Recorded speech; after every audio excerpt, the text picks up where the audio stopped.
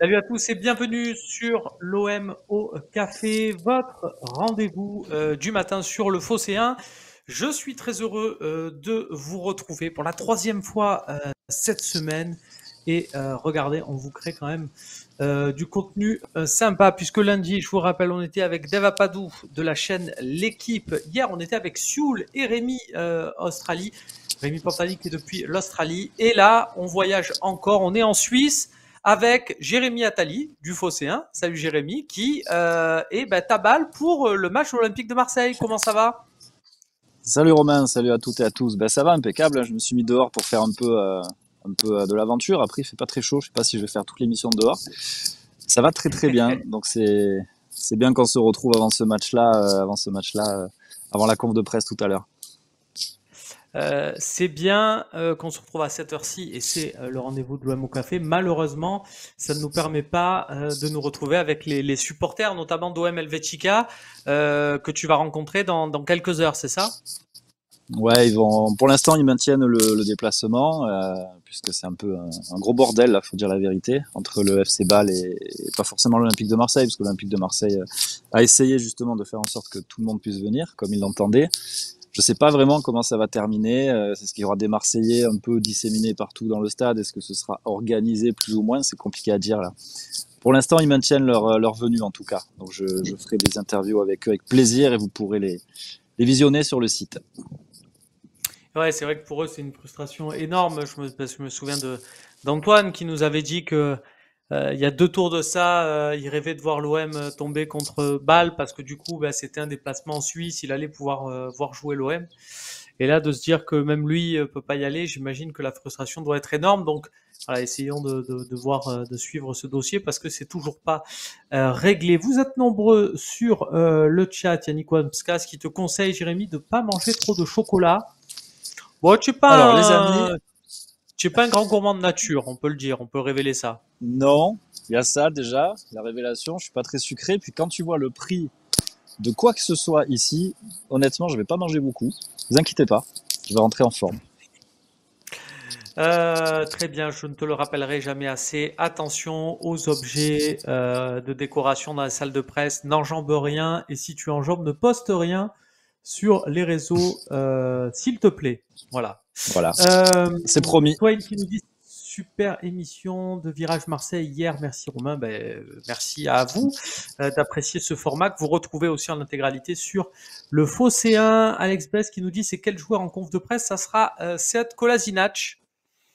Euh, Jérémy, justement, sur le choix du joueur en conf de presse, on est d'accord, on sait que c'est un joueur, voilà, il y a une communauté bosnienne historiquement hein, très élevée en Suisse. Ouais. C'est plutôt bien vu. S'il y a un moment où l'exposer, entre guillemets, où il y aura une résonance par rapport à ses propos, vaut mieux que ça soit là qu'ailleurs. C'est un peu pour ça qu'il est choisi, on est d'accord?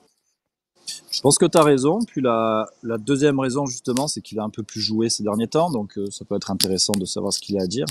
Mais ouais, je pense que c'est à peu près politique. Mais c'est pas grave, c'est bien. Puis, on l'a peu entendu, finalement, depuis son arrivée. Donc, après les confs de presse de Coupe d'Europe, tu seras là aussi d'accord avec moi. C'est jamais Bien exceptionnel. sûr. Ce sera plus un point d'étape. Donc, on vous mettra tout en vidéo sur le Phocéen à partir de 20h.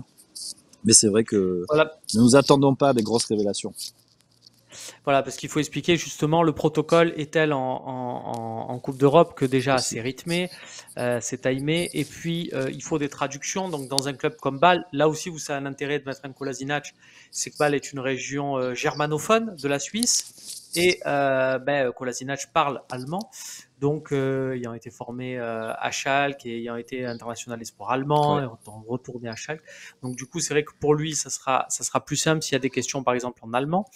Mais au-delà de ça, il faut à chaque fois traduire. Et comme l'OM a un entraîneur étranger, je vous le rappelle, qui parle espagnol, du coup, il y a des traductions en espagnol, en allemand, en français, bref, un beau casse-tête. Du coup, ça prend beaucoup de temps et du coup, ça ne permet pas une certaine fluidité des fois où si on pose une question, on s'attend à la relancer. Et donc, du coup, là, c'est vraiment haché. Et donc, du coup, c'est vrai que la plupart du temps, c'est un peu langue de bois. Il y a rarement quelque chose qui sort de ces confs-là. Mais Romain, je le te propre du coupe. football. Ouais.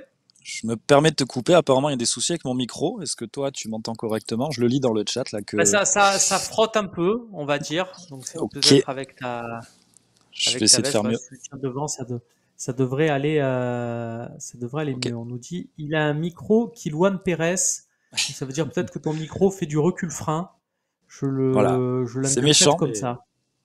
mais ça peut s'entendre. Voilà. Il y a Calvin qui nous dit, ce qui est bien, c'est que Dante sera suspendu pour dimanche car il a pris rouge.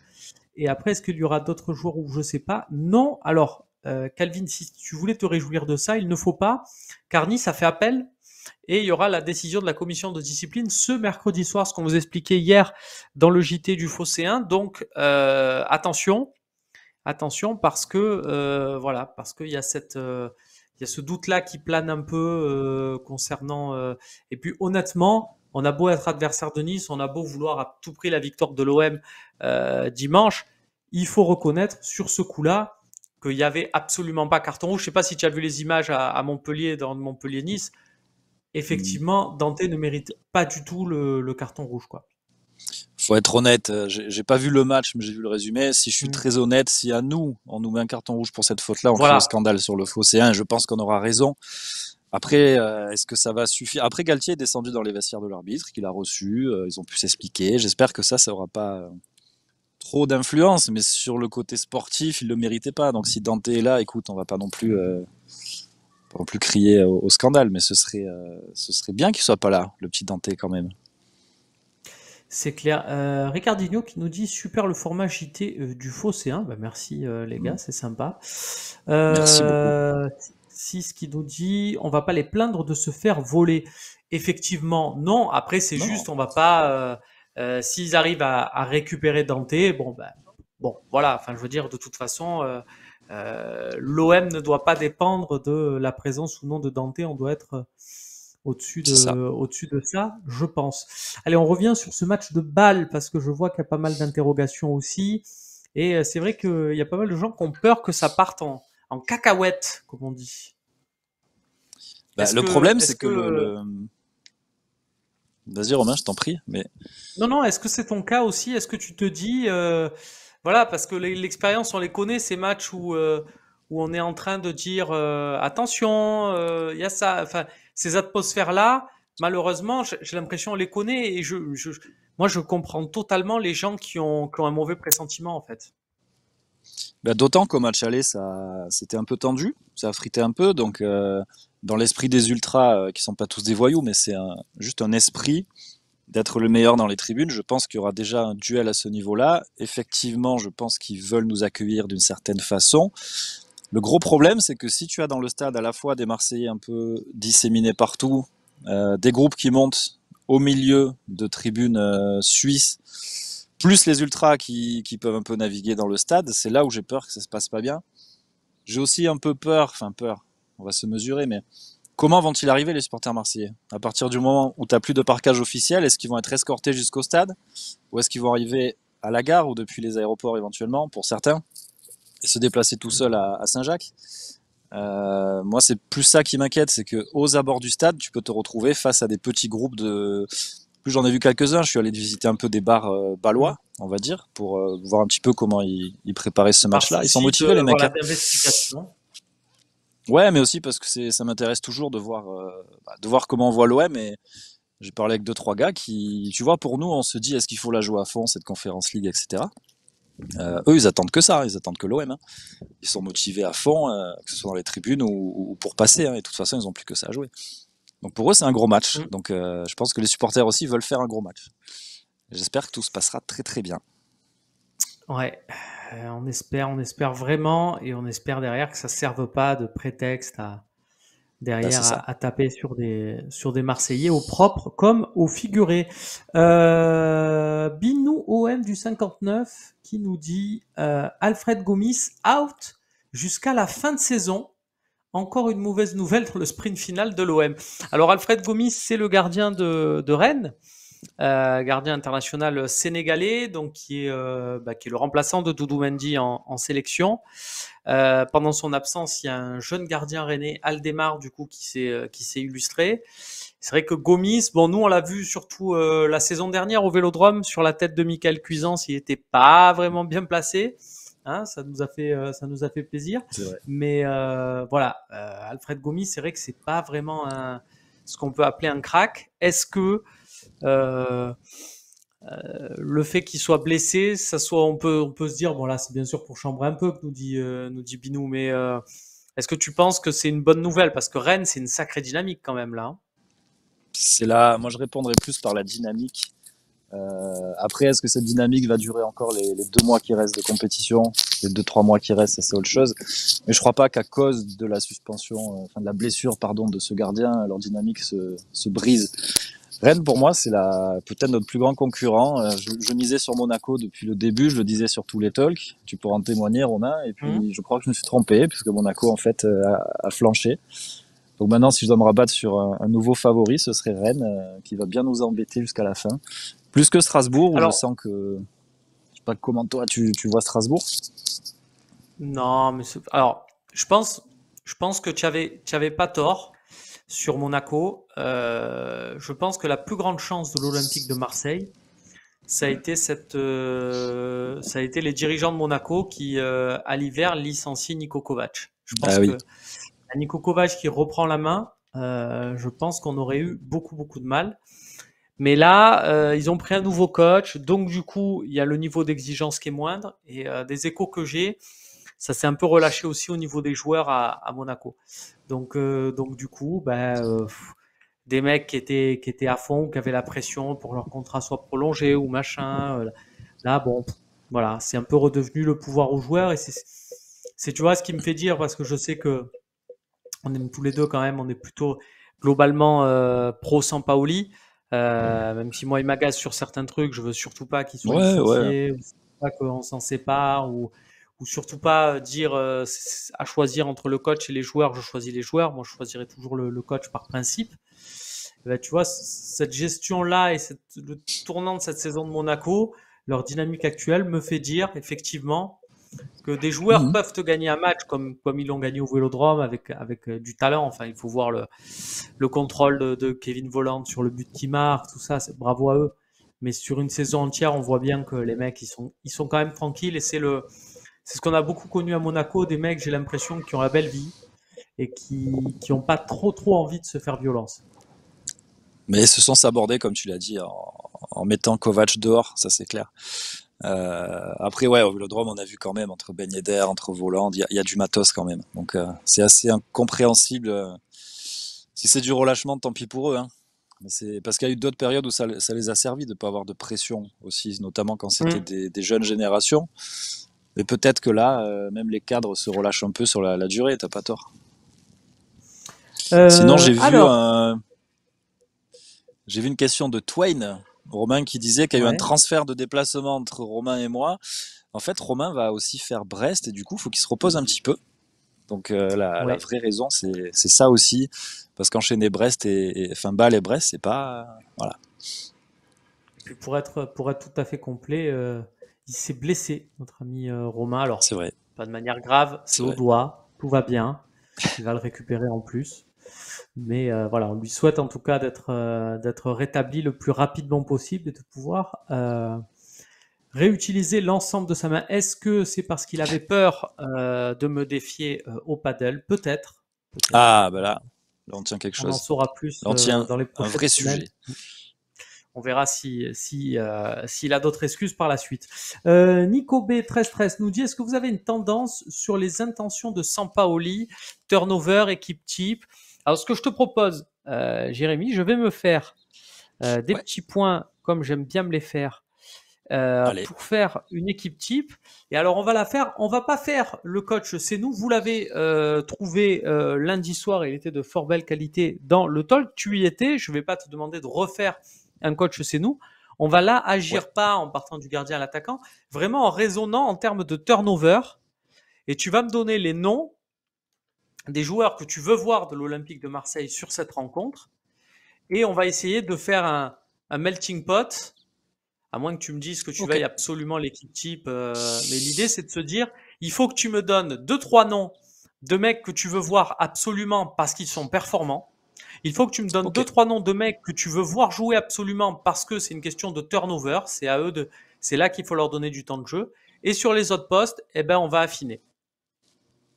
Alors, Allez. commence Ok. en me disant, voilà, les joueurs, les trois, quatre joueurs qu'il faut absolument sur la pelouse parce que ce sont des cadres de l'Olympique de Marseille et que fatigue ou pas, il faut qu'ils jouent si on veut passer. Saliba, Guendouzi, Under et Milik. Ça, pour moi, c'est les indispensables. Saliba, Guendouzi, Guendouzi, Under et Under Milik. et Milik. Alors Milik, on sait, bon, il a suffisamment soufflé, ça va aller, il peut jouer. Guendouzi, Under et Saliba peuvent aussi jouer, il n'y a absolument pas de souci. On rappelle qu'Under, par exemple, a été mis au repos contre Brest, donc ça devrait être bon Ouais. pour ce match-là.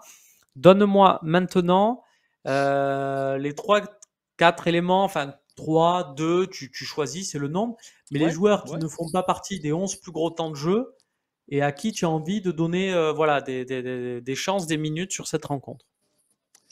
J'ai envie de te dire Balerdi. Pas pour le train de Ouais, la hype Balerdi, mais parce que voilà, je pense qu'il peut avoir sa place sans problème demain.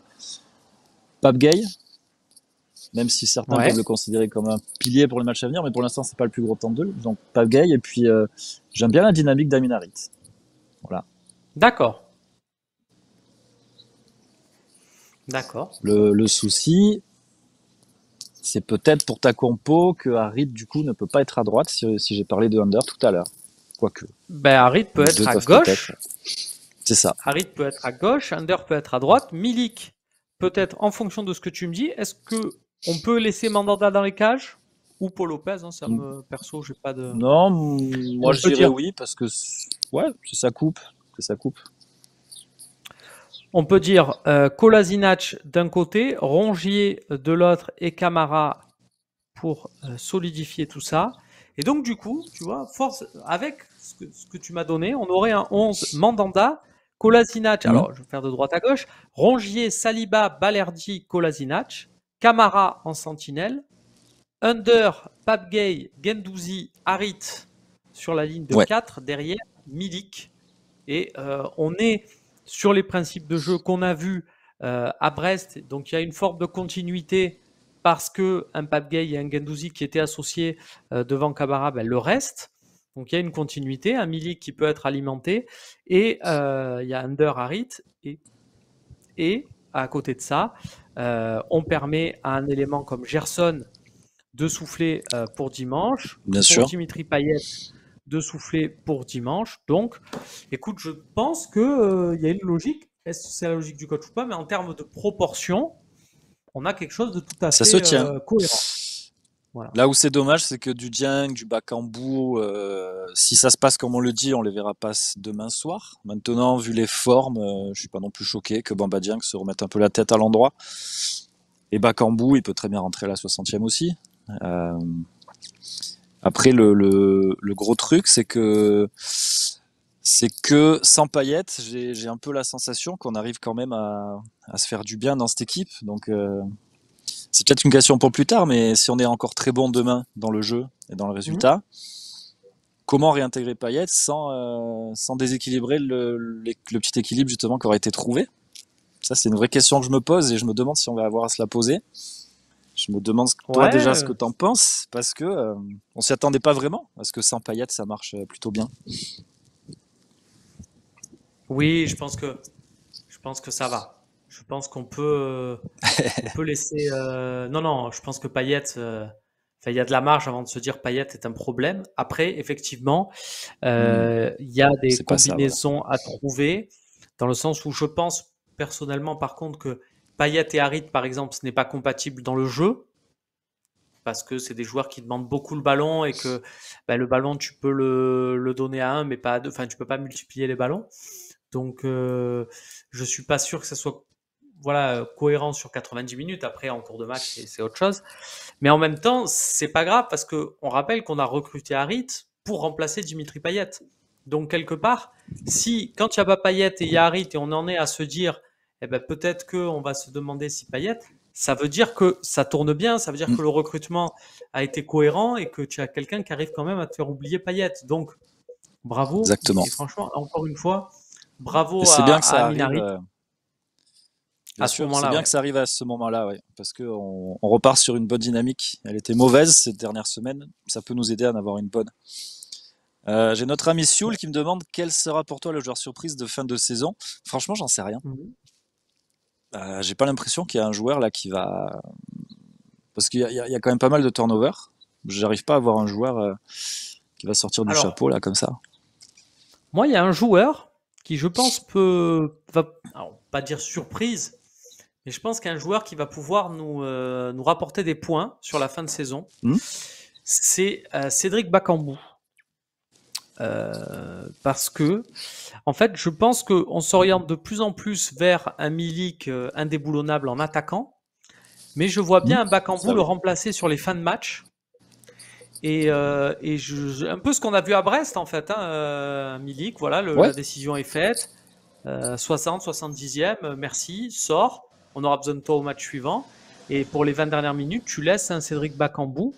Et de par, qualités qui sont totalement différentes, je pense qu'il peut apporter quelque chose, sans compter s'il y a besoin de débloquer une partie, qu'il peut rentrer pour jouer à côté de Milik. Donc j'ai vraiment envie de. En fait, selon toi, il a un peu pris la place de Bamba Dieng, selon toi, finalement. L'ami Bakambu. Ouais. Est-ce que c'est pas. Mais c'est très possible que ça se passe comme ça. Est-ce qu'on n'attendait pas tout ça de Bamba Dieng et encore. Quelque part, oui, mais c'est pas grave parce que. À terme, si Milik s'en va, par exemple, imaginons que moi, le scénario à l'été, tu me dis Milik, il est vendu. Tiens, ça rejoint un peu. Je vois qu'on nous demande s'il y a des infos mercato. Alors non, mais bien évidemment, le 16 mars, il n'y a pas d'infos mercato qui peut tomber. Ou alors, c'est pas bon signe. Regardez ce qui se passe à Chelsea. Mais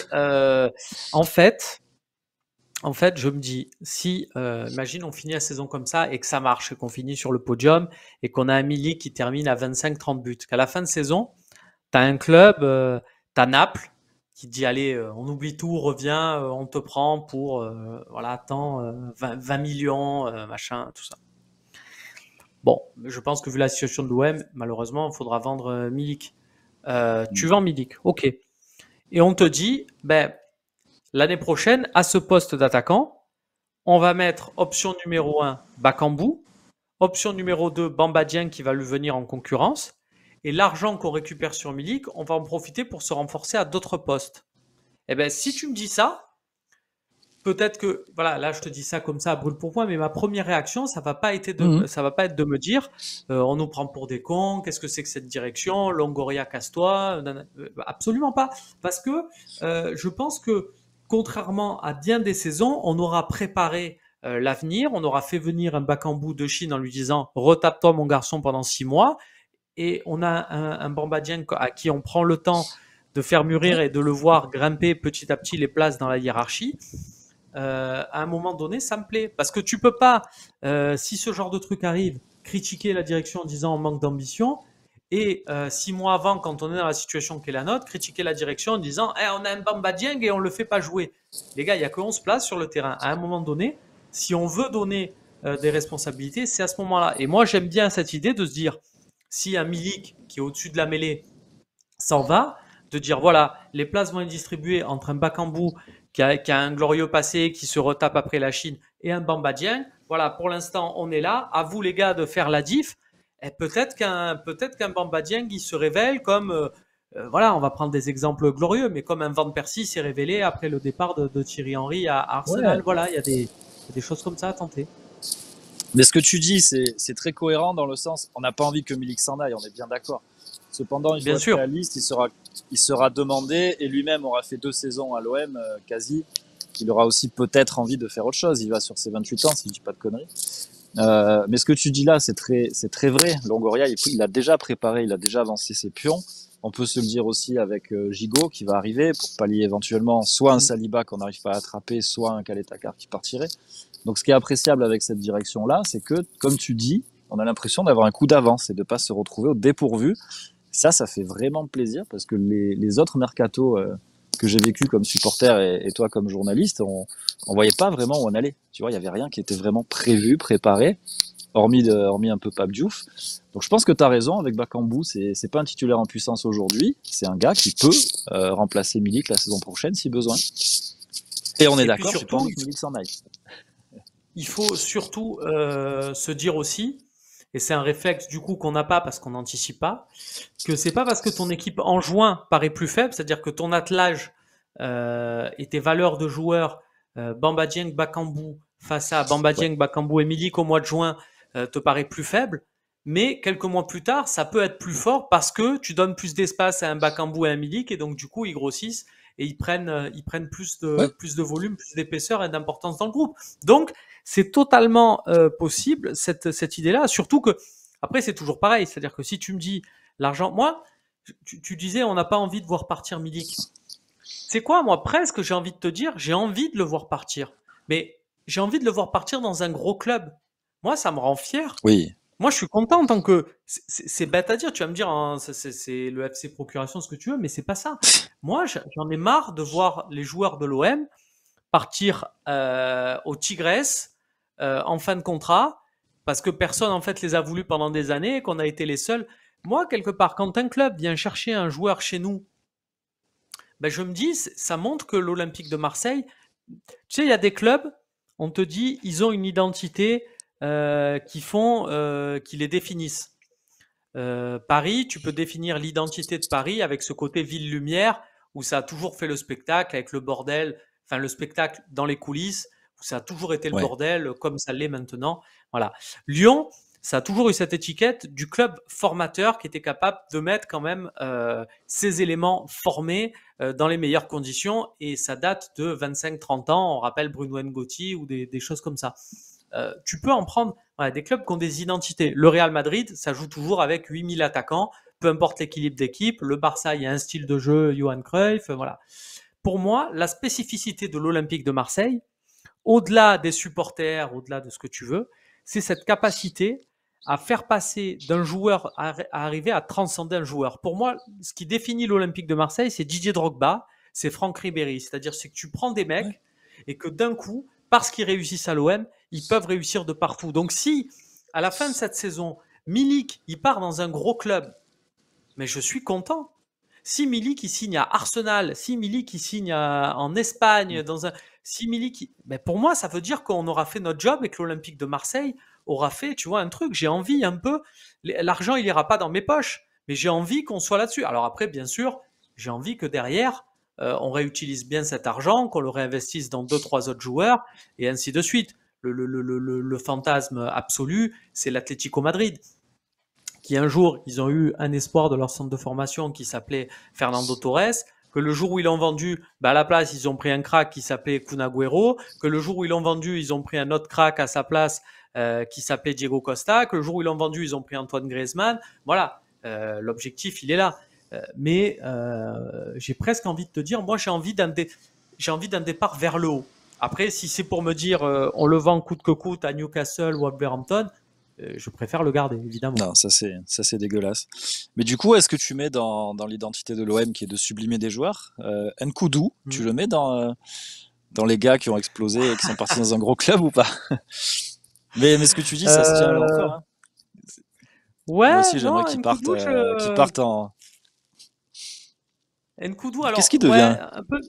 un peu mitigé. Donc, je crois qu'il est à Besiktas, Pas donc en mal. Turquie, et ça se passe plutôt bien pour lui. Euh, Après, pour moi, Nkoudou, tu vois, par rapport, comment ça s'appelle, à Drogba, Ribéry, il manque quelque chose, même s'il a fait une super saison l'année où on était quand même dans un petit marasme et qu'il est parti derrière. Mais moi, ce qui manque avec Nkoudou, c'est l'attachement à l'OM. Nkoudou, il en avait rien à foutre de C'est vrai, Marseille. Et c'est vrai. il aurait été là à Nantes, à Monaco, à Lyon, à Lille, dans sa tête, c'était pareil. Alors que un Ribéry, un Drogba, il a été marqué par l'OM à vie, même s'ils sont pas restés, ils sont restés 2 saisons max. Donc voilà, c'est pour moi la petite différence là-dessus, parce qu'il y a aussi ce côté où tu es marqué par l'OM à vie, et Nkoudou, je Ouais, pense pas qu'il est marqué par l'OM à vie. Tu vois, on retrouvera tiens sur le Phocéen rapidement Call Interview, tu sais, ces interviews sur YouTube. On retrouvera aussi bien Bafétim sûr. Bigomis normalement prochainement aussi sur le Phocéen.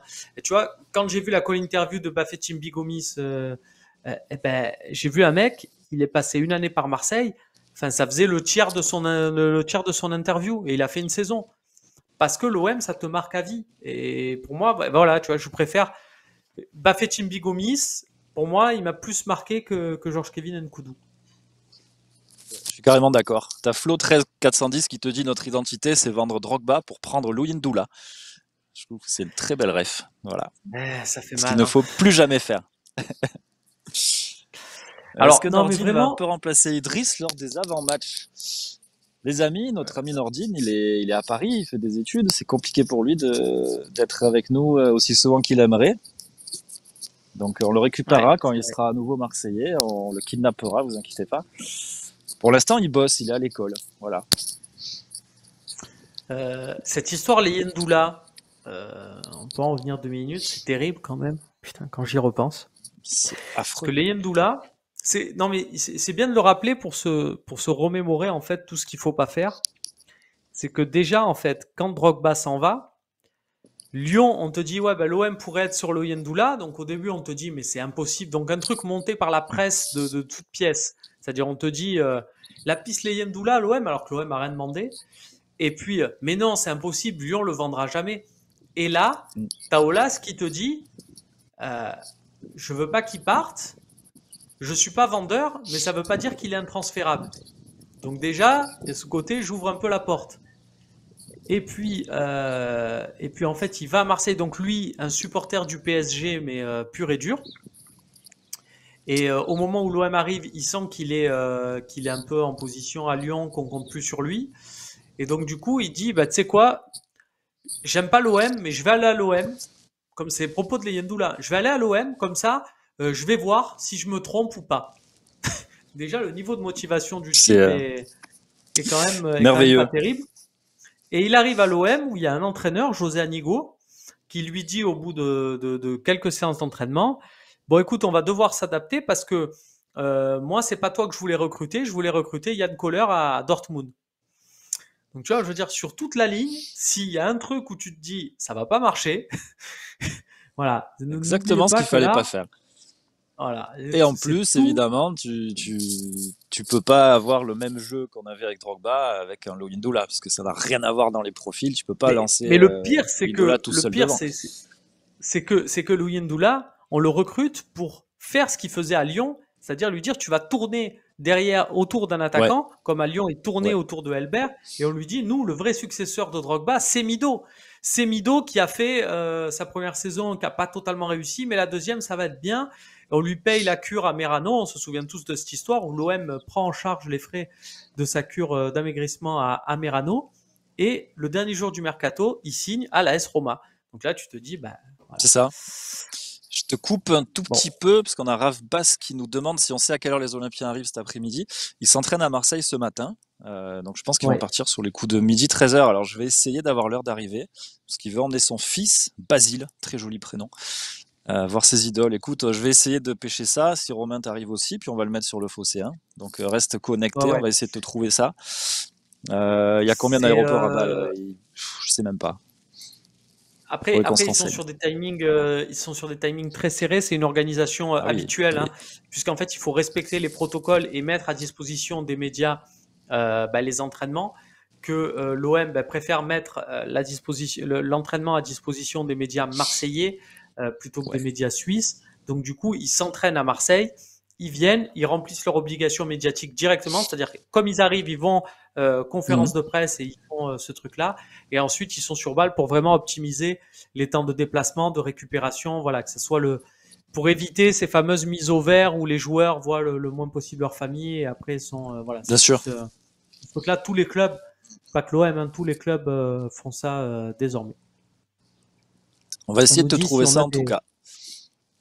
Il y a Nacho qui nous dit si vous avez des nouvelles de Conrad de la Fuente. Écoute, il va peut-être gratter un peu de temps de jeu vu qu'il n'y a pas Luis Enrique maintenant. Donc, Ouais, ouais.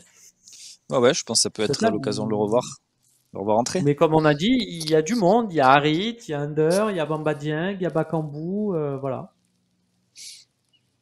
C'est compliqué. Un seul aéroport Tu à vois, Basel. Ok les gars, il y a merci. réflexion de Flo qui nous dit Dieng et Bakambu en Ligue des Champions romain. Mais pourquoi pas? Quand du coup Dieng, on nous l'annonce en première ligue, on fait pas on dit il faut pas le vendre. À un moment donné, À il la faut tienne. peut-être, excuse-moi, il faut peut-être donner comme ça, donner l'opportunité à des joueurs de franchir des paliers. Quand on a dit, on a pris un attaquant de Guingamp hein, pour aller en Ligue des Champions une saison, C'est voilà. ça, Donc c'est ça. Puis si on veut les attention, je tester, dis il faut pas, bien il les faut confronter à absolument ça. faire ça ou il faut mettre que des jeunes et compagnie, mais voilà, il faut être capable aussi des fois de prendre des paris, surtout que c'est pas un mec un inconnu, c'est un mec qu'on fait arriver à maturation, j'ai envie de dire, à maturité là sur cette saison. Voilà les amis. Jérémy, as-tu changé d'avis sur Basel? Moi, perso, je trouve cette ville très belle. Alors, j'ai essayé hier. En fait, je suis allé à la boutique du FC Bâle hier. C'est pour ça que je me suis promené quand je dis que je fais le tour des bars. C'est parce que sur le chemin, il y a des bars avec des drapeaux de Bâle. Hein. J'ai pas fait le tour des bars, on s'est compris. Mais Euh, tu pourrais, je on te pourrais parce que fréquente. c'est vrai. Parce Tu as le qu'après, il y a droit une heure aussi. où on travaille plus. Donc, à un moment donné, on peut aussi faire les foufous. Non, mais en fait, il y avait une queue de dingue devant la boutique. C'est-à-dire, je pense qu'il y aura beaucoup, beaucoup, beaucoup de monde. Après, la ville de Bâle, pour un Marseillais, c'est mignon, mais j'y ferai pas ma vie, si tu vois ce que je veux dire. C'est propre, c'est grand, mais c'est un peu lisse. Voilà. Ouais, je vois ce que tu veux dire. C'est centre-ville un peu aseptisé avec son Starbucks. Voilà. Je vois Après, totalement de quoi pour tu faire le parles. petit point, j'irai dormir chez vous. Il y a beaucoup de vélos, il y a très peu de bagnoles. Les gens te fixent pas pour rien. Non, ça a l'air. Apparemment, c'est cool de vivre à Bâle. Après, faut avoir le caractère qui va avec. Je sais pas si je l'ai, je sais pas si Romain tu l'aurais. Voilà. J'ai fait. Ouais, je crois qu'on est bien à Marseille. Ouais.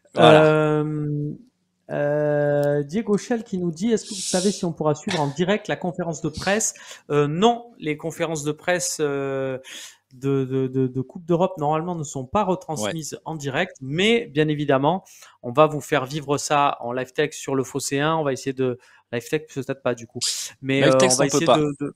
Je- voilà, Hmm. c'est pareil, c'est pas autorisé, mais on va Dès faire en sorte que dès que je de coupe la vous envoyer ça caméra, le plus j'envoie vite tout. possible. Je vous envoie tout, les gars, et je sais que vous allez exactement. Vous allez Bien travailler sûr, vite, donc vous aurez tout très vite, les amis. Vous inquiétez pas. on se Il y avait Claude prépare. Papier On a aussi qui voulait que je raconte un peu ma notre vie. Je sais pas ce que petit t'en gant. penses, Romain. Oui, fais l'émission va prendre fin dans quelques minutes. On a le Bah, droit j'aime bien aussi. ces questions. Explique-nous un peu ton déplacement. Comment tu te remballes? Alors en train, 6h30 de train. Je me suis arrêté à Lyon, Pardieu. Je me suis arrêté à Mulhouse, superbe ville. Je suis tombé amoureux de Mulhouse. Non, c'est pas vrai. Bel hôtel. C'est celui qui est derrière là, en orange. Tu finis de Ah, bosser à quelle heure? 23h. Et tu rentreras quand? Vendredi matin. Toujours avec ce train qui me fait revoir Mulhouse une deuxième fois. Parce que pourquoi se priver de revoir Mulhouse une deuxième fois quand on l'a déjà vu une fois? Est-ce que c'est bon, Sampiero? Tu as eu tout le détail de ce déplacement.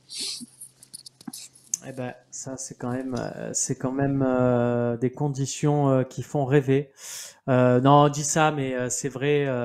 Non, c'est Ah quand bah même tiens, kiffant. Sul nous dit, j'ai mangé en Suisse, à Genève, il y a 3 ans, véridique, le McDo le plus cher au monde. J'y suis passé aussi, Ouais. puisque l'OM avait joué un match amical à Genève. C'était pour la pré-saison 2012. Et Hmm. ils étaient en stage à Évian et Thonon-les-Bains. Et donc, du coup, bah, c'est à côté. Il y avait aussi des matchs amicaux dans le coin. Et On demande. effectivement, j'étais passé par ce McDo le plus cher du monde.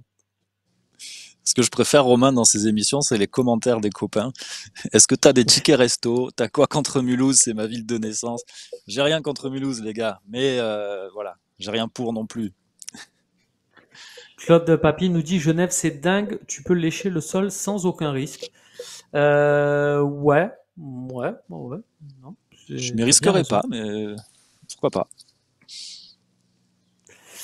Donc C'est ce voilà, qui se écoute, on va passe. finir cette émission. Juste peut-être voilà rappeler que on n'est pas encore sûr de ce qui se passe là pour les supporters. Toujours une médiation puisque c'est Zos Monga qui nous demande un peu. Mm. Voilà, je vois que MPG Laurent nous demande aussi pour Gerson comment il a vécu sa non-sélection avec le Brésil. Écoute, je crois que pour l'instant, si c'est pour faire un déplacement et pas jouer, voilà, hein, comme tous les joueurs, là, c'est pas les sélections qui comptent entre guillemets, donc ça peut aller. C'est Est-ce pas qu'on comme doit s'il pas, n'était pas de 6 mois. est-ce qu'on doit pas s'en réjouir qu'il reste avec nous, Gerson, et qu'il se fasse pas un tour du Ah ben monde, c'est l'avis tu vois? d'MPG Laurent et évidemment c'est le nôtre Ouais, aussi parce que le Gerson qu'on voit là sur 2 3 matchs, bah, pour moi c'est le joueur le plus en forme de l'OM. Et je sais que j'étais pas, comme on dit, je suis pas monté dans le train Gerson dès le départ, hein, mais là je reconnais que c'est vrai. voilà, celui que je vois sur les 2 3 derniers matchs, j'adore et effectivement, ça devient pour moi un élément clé et essentiel à l'OM. Donc voilà, pour reprendre Zoz Monga, on attend toujours hein, des décisions, mais honnêtement, ce Mm. qu'on disait en début d'émission, voilà, pour l'instant, ça a tout du guet-apens, ça a tout du truc ou du Ouais. coup du piège, où soit on va montrer les Marseillais du doigt en les accusant de trucs qui n'ont peut-être pas forcément lieu d'être, soit alors, et ce sera peut-être plus grave, il y en a qui vont prendre cher parce qu'il y a des supporters de Bâle qui ne rigolent pas du tout. Oui, oui, oui, je suis passé devant le pub balois. Ça a l'air sérieux, ça a l'air solide. Faire attention. Bon, eh ben écoute, je vais te proposer peut-être pas d'y retourner maintenant parce qu'il est Non, 11h40, mais tu vas avoir peut-être le temps pour tout ça, de ouais, profiter avant bien sûr la conférence de presse. Donc je vous rappelle qui se tiendra en fin de journée et qu'on vous fera vivre au plus vite et au plus tôt sur le Phocéen. Merci Jérémy d'avoir été avec moi pour ce rendez-vous. Et on se retrouve merci donc à dans toi. quelques heures sur le Phocéen.